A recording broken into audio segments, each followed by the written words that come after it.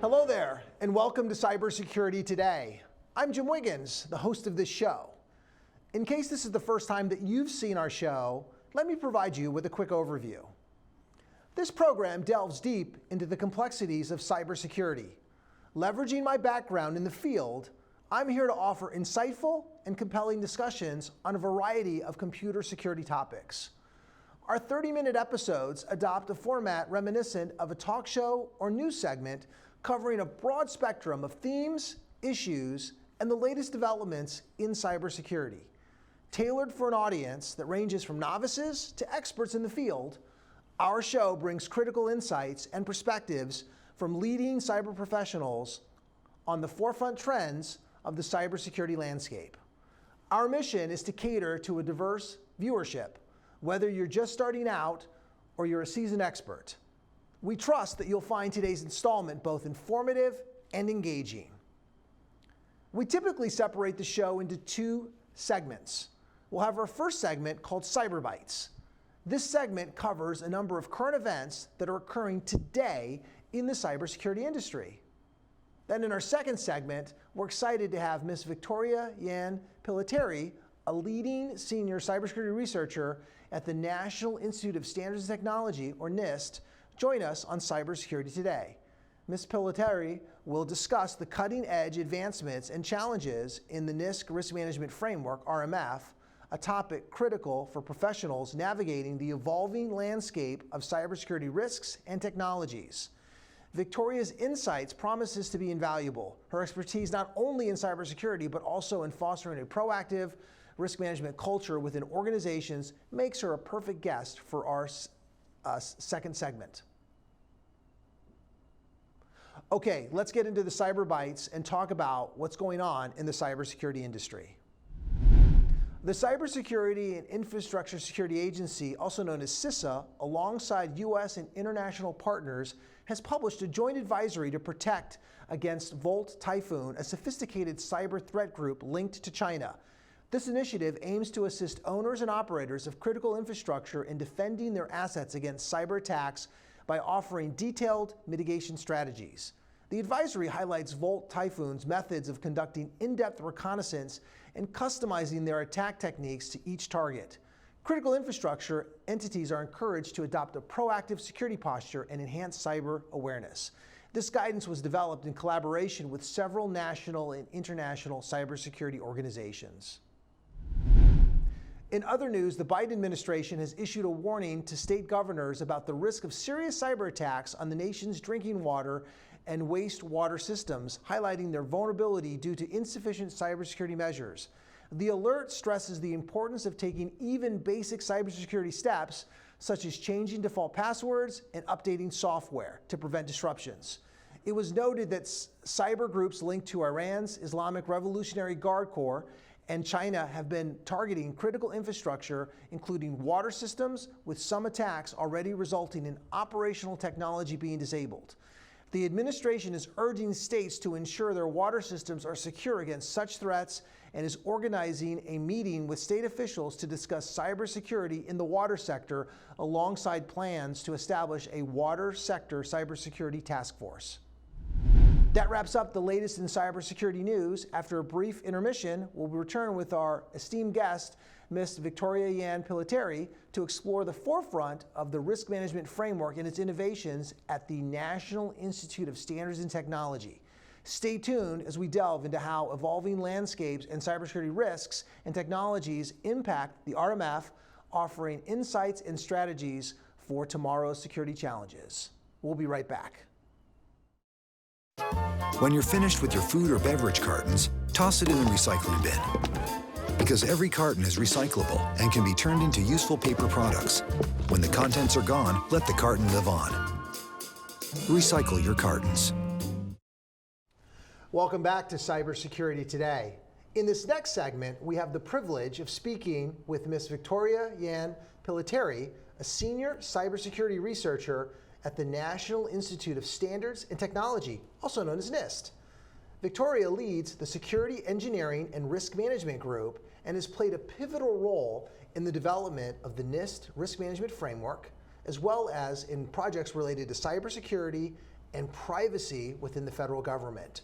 Her expertise extends to guiding the evolution of the RMF to address emerging cybersecurity threats, integrating privacy controls, and leveraging technological advances like AI, blockchain, and other enhancement security measures.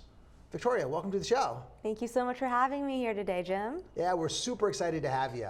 I thought maybe what we might do is if we could have you provide, just for our audience, kind of the 10,000-foot view of the RMF. I'm sure there's some people that have probably not heard of it. Maybe we could start there and just have you kind of provide a kind of a contextual overview of it. Well, perfect. Well, the RMF, the Risk Management Framework, is the original cybersecurity and privacy risk management framework from NIST.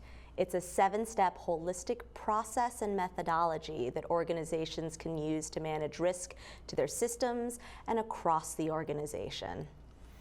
Understood, understood. So with that in mind, I know that there's a lot of advancements that are going on. The cybersecurity industry is fast-paced. How does the RMF try to stay current with emerging technologies? Can we speak to that for a minute? Well, the great thing about the RMF is because it's a process, because it's a methodology, we don't need to really adjust based on new fads, new trends, or new technologies. The process is sound and can be applied to new technologies, new architectures. It's completely technology and architecture agnostic. So the great thing about that is it applies. It's just how you select and implement controls or countermeasures that's going to vary depending on your organization, depending on the context in which you apply it. So then do new vulnerabilities affect any of that, or is that really, I guess it's kind of agnostic. Is that a good way to think of it? It's agnostic. So the RMF is vulnerability and threat aware, and using the RMF methodology, using the RMF process, these new vulnerabilities and threats inform how you implement risk management, but the process stays the same. Understood, understood. I know that there's been an emphasis in the last several years on privacy. We've got new regulations, like for example in the European Union.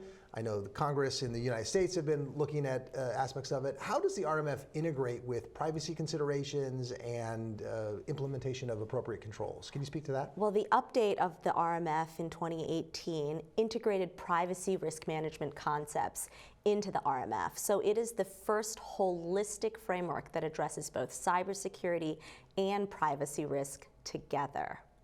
So I see really the privacy world in terms of risk management where cybersecurity was in maybe the late 90s, early 2000s. It's a really compliance-driven regime, right? It's a checklist of we need to do these X number of things and then we're compliant or secure or we're protecting privacy.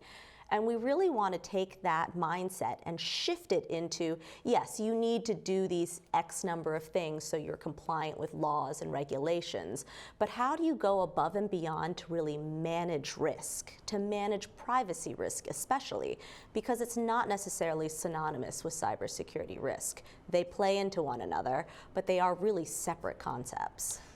Can we speak to that a little bit deeper? I'm curious. So, like, organizations have to kind of straddle both those two dimensions. How does the RMF and obviously I think the update with an 853 help facilitate that? Well, not only does the RMF methodology now specifically identify parts of it, steps and tasks that are specifically relevant to privacy risk management, but provides specific guidance on how you would identify those privacy considerations and references updated guidance from our privacy engineering program to help organizations really understand the context of cybersecurity risk and privacy risk separately and together. Diving a little bit deeper into the 853 controls, we did a full-scale integration of privacy considerations throughout the catalog, incorporating privacy where it complements security controls, but also introducing a new family of privacy-focused controls, the PT, the Personally Identifiable Information and Process and Transparency family, the PT family, as well as integrating privacy controls into the program management and all of the other control families. Understood, thank you. I know that within the RMF, one of the key stages is this idea of continuous monitoring to ensure that the ongoing risk is being identified and continuously treated. Can you speak to a moment about how automation plays in that particular space? Is continuous monitoring meant to be a manual process? Is it an automated process? How do you guys view that? At the end of the day, continuous monitoring just means you are aware of what's going on in your systems and you're able to respond and react to it. Now, how different organizations implement that is going to really vary on the capabilities, the resources, and what they're able to do. At the end of the day, I think obviously moving to automation is going to be advantageous to organizations if they have the resources to support it. But it's not like you're flicking on a switch and say, well, let's go to automation now.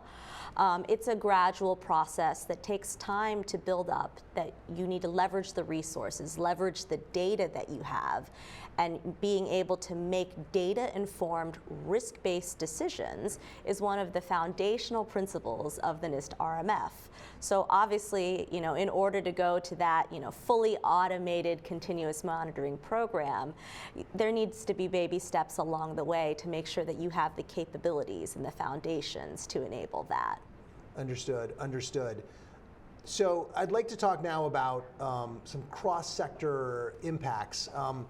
How is the RMF adoption differing across various sectors, private sector, and maybe critical infrastructure? Are you seeing equivalent deployments, or is it tend to favor one specific sector over another? Any thoughts on that? So at the end of the day, NIST, the National Institute of Standards and Technology, is aggressively non-regulatory. So we don't have a role in recording what agencies or what private sector or the critical infrastructures are doing.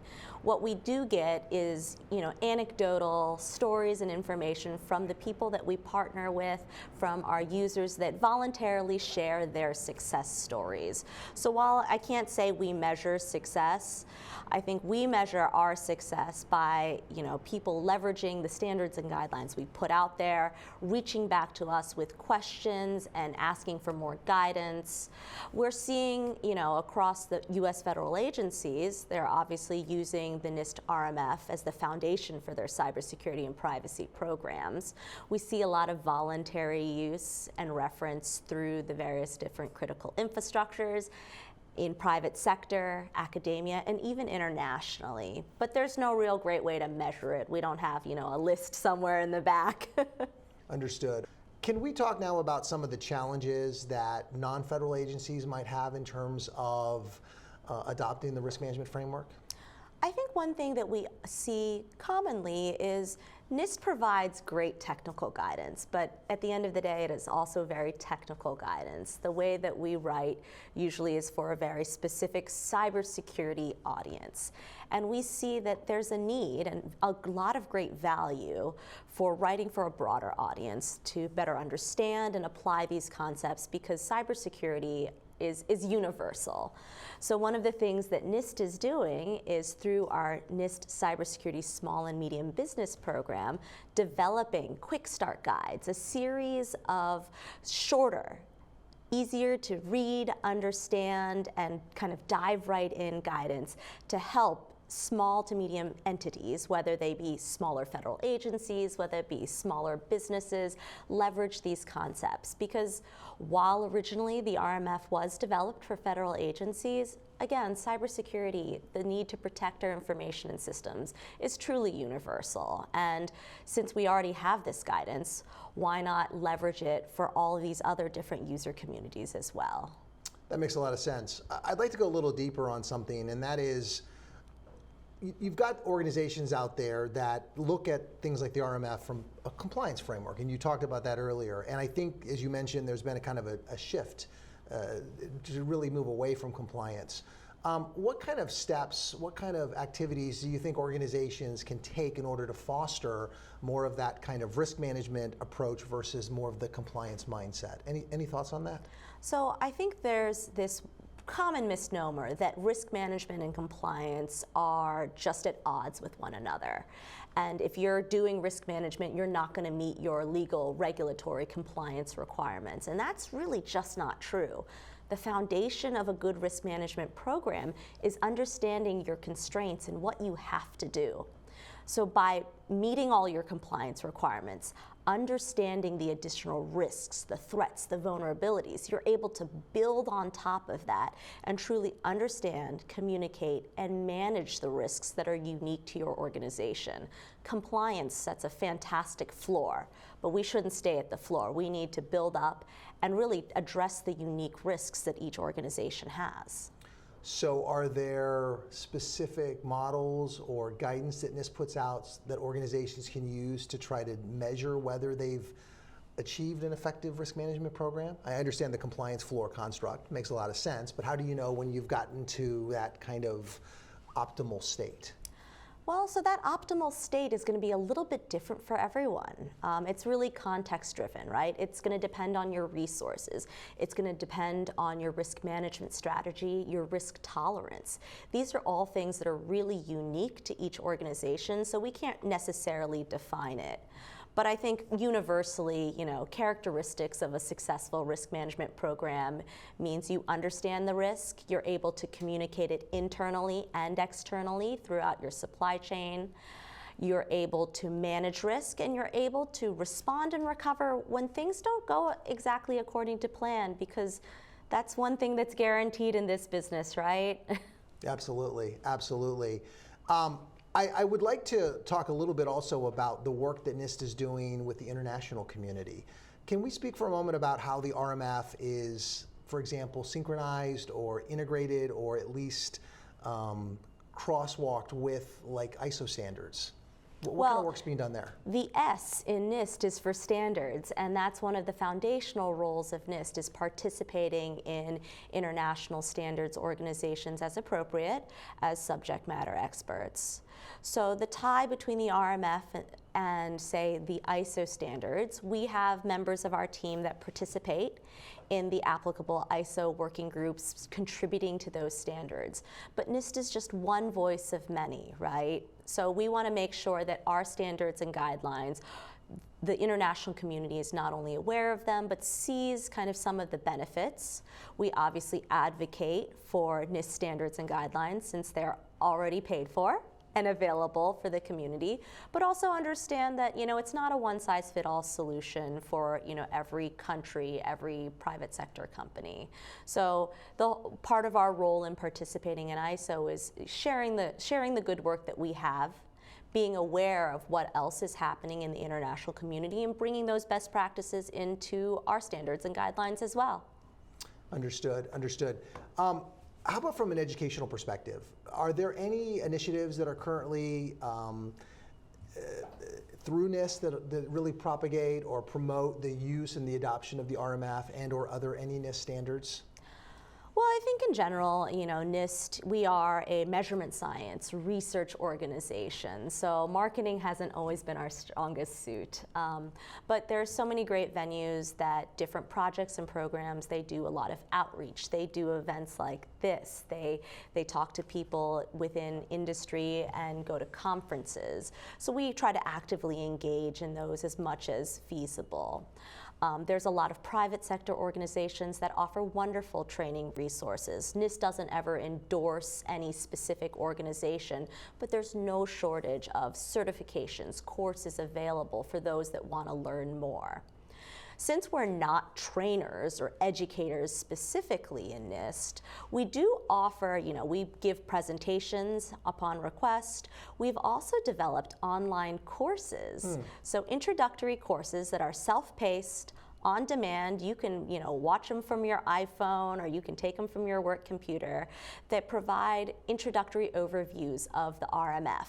We're really excited to be releasing introductory courses on the 853 security and privacy controls, 853 alpha, the assessment procedures for those controls, and 853 Bravo, the security and privacy control baselines, in April of 2024. So just adding to those resources for people that are hungry for more knowledge and information, and aren't quite ready to dive into the publication yet. So it's a great way to dip your toes in and get that 101 view. So when you do review the publication, you have some of that context. That makes sense. That makes sense. I know we talked about how the RMF is agnostic, but I'm curious as to how the RMF is being influenced or potentially evolving to meet new technologies. Artificial intelligence, at least generative AI, is all the rage today. Everybody wants to know about it, everybody wants to use it. Does that influence any of the RMF? Blockchain, IoT, how do all of these new emerging technologies change the landscape from the RMF's perspective? So again, going back to the RMF, because it's a methodology, because it's a high-level approach that can be tailored for each organization or each context that it's applied. New technologies, emerging technologies, don't necessarily change the methodology, but it changes how you select, how you implement the countermeasures to manage the risks. With new technologies, with emerging technologies, there are going to be new risks that we have not previously considered for, say, enterprise IT. So there's a lot of considerations, especially in the privacy realm, that will influence how you implement the RMF when you bring these technologies, these solutions into your organization. But the process still generally remains the same. It's just how do we respond to those individual risks and manage them to an acceptable level. What about the idea of using the technologies to help enhance the RMF process? Is that something that you're seeing stakeholders using? Absolutely, absolutely. People are really excited to leverage the new resources available to make their own day-to-day lives and their jobs easier so they can do it better, right? So we are seeing a lot of interest in, how do you apply, the authorization process or the RMF methodology for AI systems. And it's new, it's emerging, and I think we're going to learn more as we see uptick in interest and application of this. Is it safe to say that the RMF itself influenced the AI RMF that was released by NIST? There's a tie-in there, is there not? I mean, NIST has quite a portfolio of quite well-known and hopefully broadly used and accepted frameworks, from the Cybersecurity Framework, the Privacy Framework, and now the AI Framework. You'll see a lot of similarity in the structure between the Cybersecurity Framework, Privacy Framework, and AI Risk Management Framework. And all of those were once influenced by the original cyber framework, the RMF. Understood. That's great. Thank you. I was always curious about that because I've read both documents and felt that there was obviously some influence going on there. So we're running low on time, but I would like to talk to you a little bit about some of the outreach and some of the tools you guys are building. Can you talk a little bit about the 853 public comment site that's launched by NIST, how it operates, and what it distinguishes itself from the core documents that have historically always been there? Well, the 853 public comment site is something new that NIST released about a year ago in beta form. Just last fall, in response to some emerging threats, a gap in the 853 controls was identified, and there was an urgent need to issue an update to 853 quickly. But foundational to the NIST process is our public comment process. We propose an idea. We solicit feedback from all users, whether you're a large government agency or you're a two-person cyber shop or just an individual that's knowledgeable or interested in the space. So getting those public comments is so critical to how we develop and how we improve our standards and guidelines. So through our 853 public comment site, we're now able to propose a draft control or changes to existing controls, solicit public feedback, adjudicate that feedback, and issue updates of the publications, 853 in this case, in a condensed, shorter time frame. Because now, instead of having our users look through the entire catalog, well, we can say, well, we're proposing these 3 changes, and here they are right here. So give us your feedback on that. I think this is going to help concentrate the efforts of our community, because everyone in the cyber and privacy world is spread really thin right now. And we'll be able to adjudicate those comments much faster. So that entire process that I talked about that we went through last fall, we were able to do within a month. Issue draft controls, open a public comment period, adjudicate public comments, and issue updated controls within a month. That would have been unheard of in the previous era. In addition, when we issued those controls, the new ones in final, we were able to push them as a data set. So not only can you see a PDF, if you like PDFs, we can now issue the controls in a web-based format, in various downloadable data formats, whether they be Excel or JSON or OSCAL, to really get the countermeasures, the protections, the latest and greatest into the hands of the users, no matter what format you want it, so you can begin using them now. That's impressive. That's awesome. Last question, next to last question. Let's talk about the Cybersecurity and Privacy Reference Tool. What is it, and how do cybersecurity professionals use it? Can you speak to that for just a quick minute? That's also another great new innovation that NIST has been piloting and adding new frameworks to almost on a weekly basis. So the Cybersecurity and Privacy Reference Tool, the CPRT, provides an online catalog of some of our most commonly used frameworks. And like I mentioned, we're adding more all the time. But this allows users to find a web-based, browser-based version of their favorite catalog, whether it be the Cybersecurity Framework, whether it be 853, whether it be 853A. You can view it in your browser, you can export it as JSON, you can export it as Excel, and just provides our data in different formats for the user community to really dive into right away. Got it. Last question for you. How can viewers of the show learn more about all this great work that NIST is doing? What's the website available? Our website, and if you'd like, come visit us at csrc.nist.gov. If you'd like to learn more specifically about the NIST Risk Management Framework, it's nist.gov/RMF. Awesome, awesome. Well, Victoria, thanks for coming in and sharing all your expertise. We really appreciate it. Thanks so much for having me, Jim. Absolutely.